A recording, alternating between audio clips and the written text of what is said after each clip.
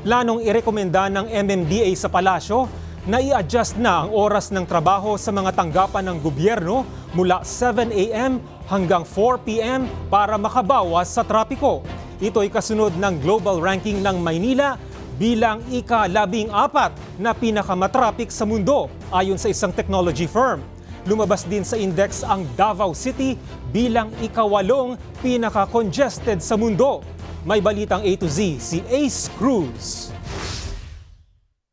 Nangangalahati ng unang buwan ng 2025 pero sa mga lansangan, balik na naman ang matinding daloy ng trapiko. Sa traffic index ng independent technology firm na TomTom, pang-14 ang Maynila sa 500 syudad sa buong mundo na pinaka-congested o matraffic, habang nasa ika-8 pwesto naman ang Davao City. Bagay na kwestiyon ng MMDA. Hindi namin alam kung ano yung methodology na ginamit in measuring yung speed. Again, meron tayong sariling survey or monitoring kung saan mas mabilis pa yung as compared sa datos ng TomTom.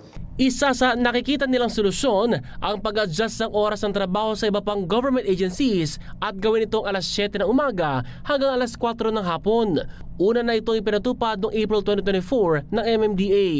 Tansya ng MMDA, tinatayang 37.15% ang mababawas sa private motorists tuwing rush hour.